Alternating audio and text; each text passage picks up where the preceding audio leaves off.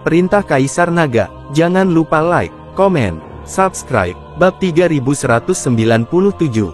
Setelah kematian Raja Li, pasukan kota Raja Mingli mulai melarikan diri satu demi satu. Melihat ini, Yi He memimpin tentara kota Kekaisaran Iblis untuk menyerang dan membunuh mereka.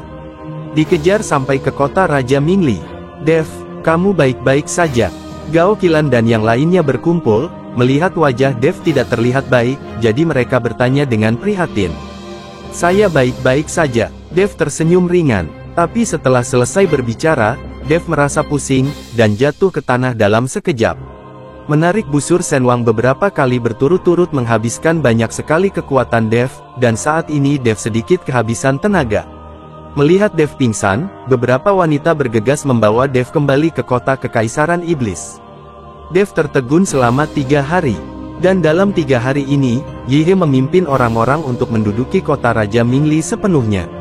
Menduduki kota Raja Mingli telah meningkatkan kekuatan Yi He. "Apakah Tuan Dev masih bangun?" Yi He tampak sedikit gugup menatap Dev yang masih tak sadarkan diri. "Sudah 3 hari, dan Dev koma selama 3 hari. Saya belum bangun, tetapi tubuh saya baik-baik saja. Ini hanya koma yang disebabkan oleh konsumsi daya yang berlebihan." Liu Ruyan memeriksa tubuh Dev setiap hari.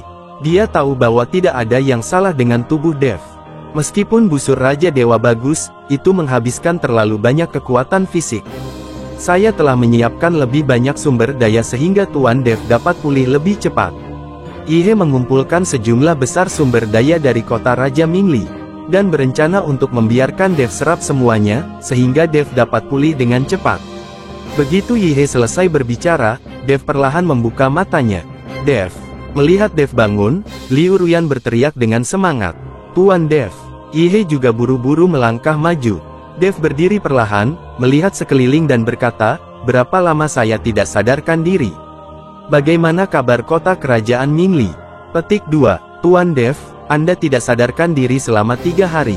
Saya telah merebut kota kerajaan Mingli. Anda tidak perlu khawatir," kata Yi He cepat. "Kurang dari BR lebih besar dari itu bagus. Tolong beritahu saya bahwa saya memiliki busur Raja Ilahi di tangan saya. Anda tidak boleh mengungkapkan apapun tentang itu." Petik 2. Dev memperingatkan Yi He. Dev tahu jika berita ini tersebar, dia akan menjadi sasaran kritik publik, semua orang mungkin akan mengganggunya dan ingin membunuhnya. "Jangan khawatir, Tuan Dev. Saya sudah memberi tahu Anda sejak lama bahwa tidak ada yang berani mengungkapkan apapun." Petik 2. Yi He juga memahami pentingnya busur Raja Dewa. Berapa banyak orang yang berjuang untuk busur Raja Dewa. Di sana adalah Raja Dewa yang membungkuk di dalamnya, jadi tidak gila jika merepotkan Dev. "Apakah Fire Phoenix sudah kembali?"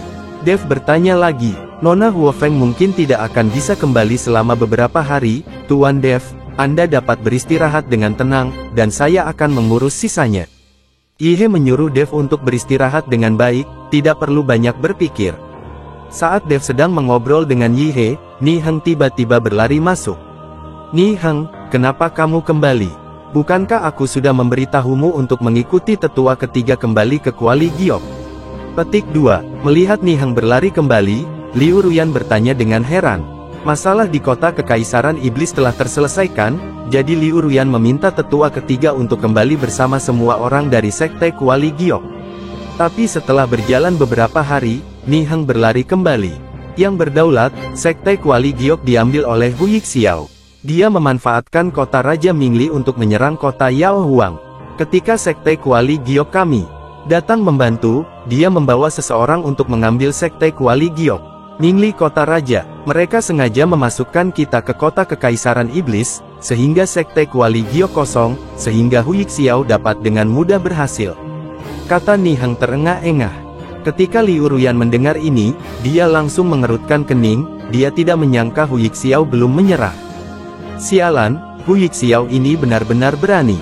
Sekarang Raja Li telah meninggal, dan kota Raja Mingli berada di bawah komandoku, dia masih berani membuat masalah. "Nona Liu, jangan khawatir, Sekte Kuali Giok Anda memberi Hu Yixiao kesempatan karena kota Kekaisaran Iblis kami. Saya pribadi akan membawa seseorang ke Sekte Kuali Giok untuk menghancurkan Hu Yixiao dan membantu Anda mendapatkan kembali Sekte Kuali Giok." Petik 2. Wajah Yi He penuh amarah, dan Hu Yixiao kecil bisa berbalik menghadap langit. Kurang dari B. Bab 3198. Yihe, kota Raja Mingli baru saja dirobohkan sekarang, dan kondisinya tidak terlalu stabil. Kamu juga dibutuhkan di kota Yaohuang, jadi kamu tidak perlu pergi. Aku akan pergi ke Sekte Kuali Giok untuk melihatnya.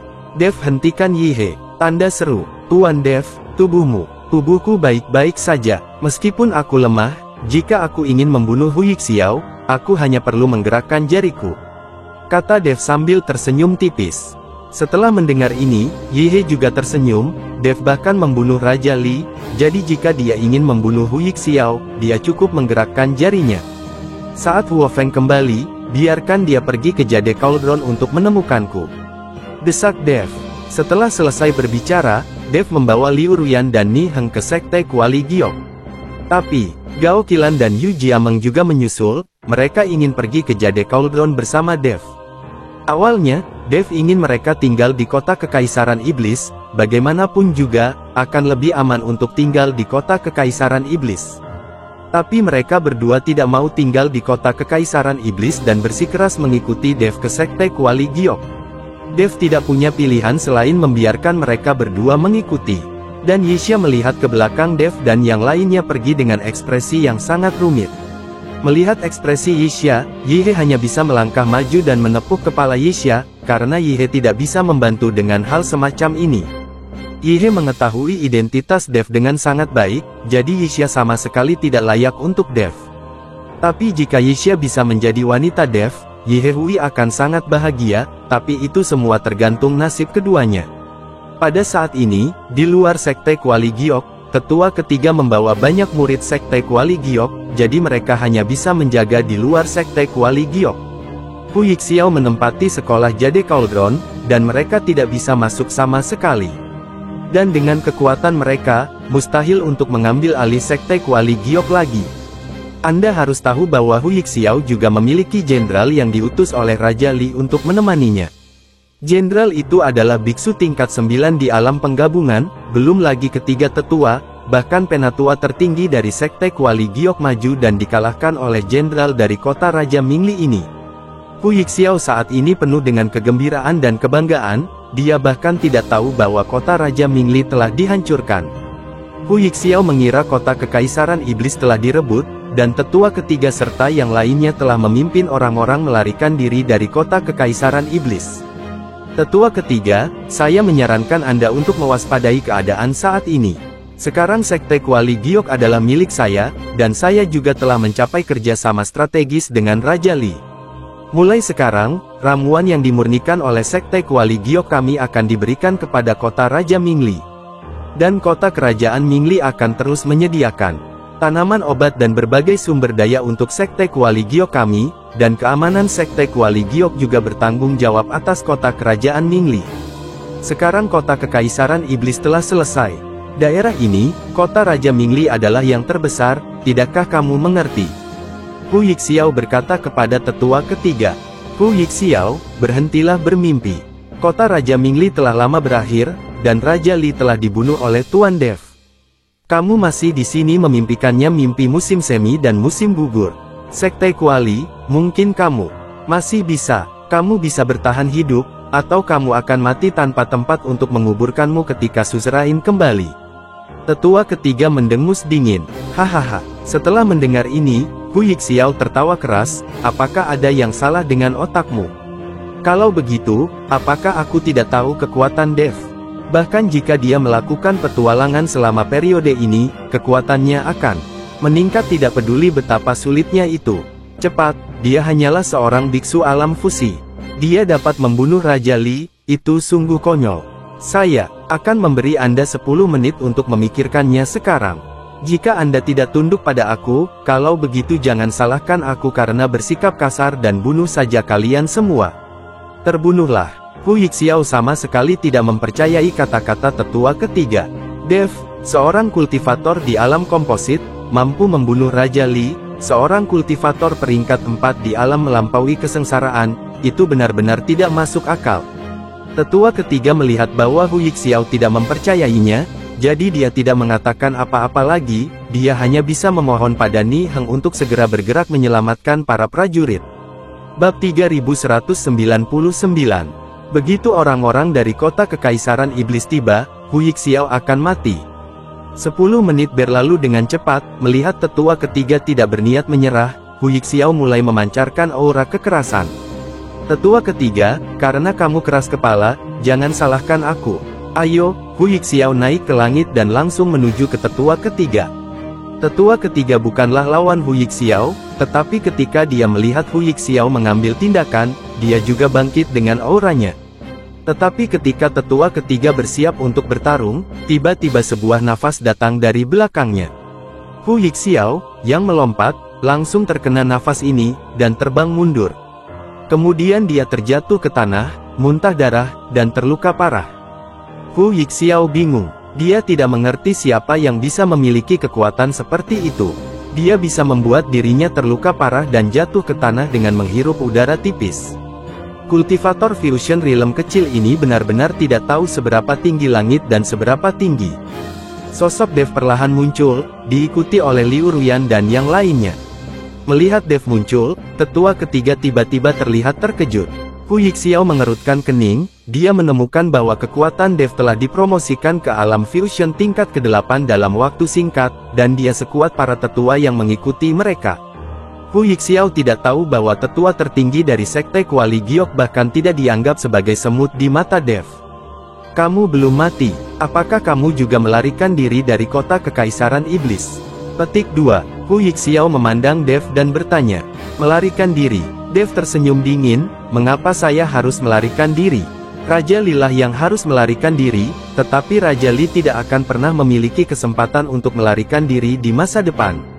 Dia telah dibunuh oleh saya, kamu adalah berbicara omong kosong, Raja Li. Dia adalah biksu hebat di alam kesengsaraan, bagaimana dia bisa dibunuh olehmu?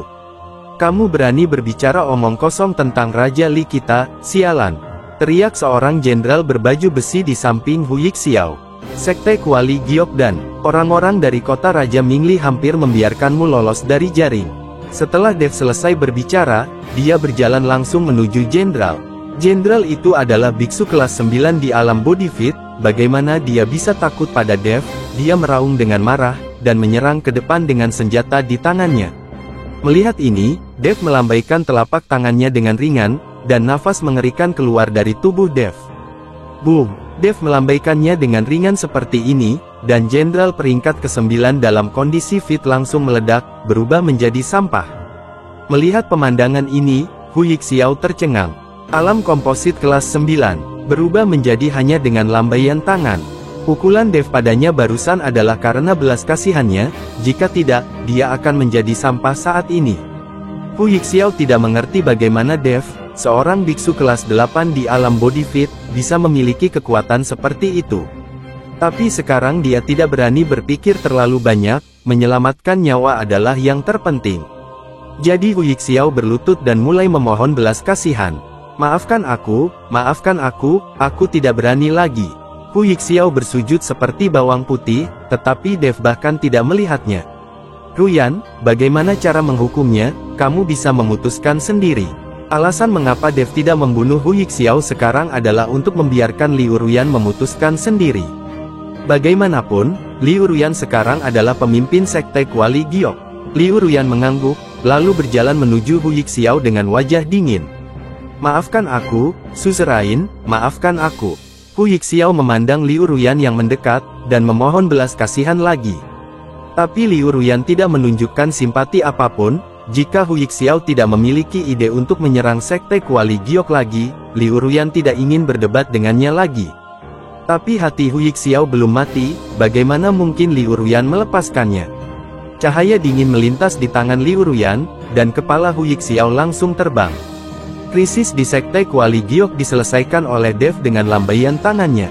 Inilah kekuatan. Dev ingat bahwa ketika dia pertama kali datang ke Sekte Kuali Giok, dia menjadi sasaran dan ditekan, tetapi sekarang dia dapat membuat Sekte Kuali Giok hancur hanya dengan lambaian tangannya. Inilah perubahan yang disebabkan oleh kekuatan. Bersambung.